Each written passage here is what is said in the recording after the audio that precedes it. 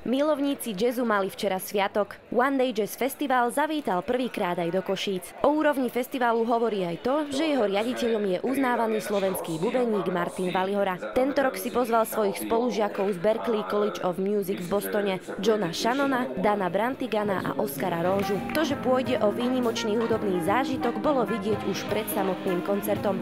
Milovníci dobrej hudby stáli v rade pred tabačkou už oveľa skôr, aby nič nezmeškali. Kvalitný jazz si prišli vychutnať starší, ale aj mladší. Príjemnú atmosféru rozprúdila v sále už predkapela košická skupina The Swines. Filip Luknauský a Martin Lechman, známi z kapely Kvety v Podpaží, si prizvali vynikajúceho basgitaristu Braňa Valanského a tak vzniklo zaujímavé spojenie. Jazz rock v ich podaní úplne ovládol tabačku. No, takže sa vám páčila? Páčila sa, bolo to super. Videla som síce iba 2 pesničky, lebo som prišla neskôr trošku, ale bolo to fajn. My sme The Swines, jazz rockové trio, hráme vlastnú autorskú hudbu. Zvukovka trvala asi 5 minút, ale úplne v pohode sme to dali, takže mne sa hralo dobre. Potom už na scénu prišla medzinárodná zostava Martina Valihoru. Zaujímavé je, že sa takto stretli na pódiu po viac ako 7 rokoch. Medzi tým mali všetci možnosť spolupracovať s mnohými známymi hudobníkmi, napríklad hrali aj v skupine Davida Bowieho.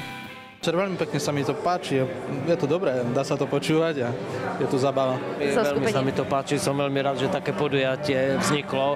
Takže samozrejme tých hudobníkov poznám, nie všetkých, ale som veľmi rád, že v Košiciach konečne sa niečo deje. Ak ste ich včera v tabačke nestihli, môžete si ich pozrieť aj v Žiline, Bratislave a Banskej Štiavnici, kde festival pokračuje. Pozdravujem všetkých divákov.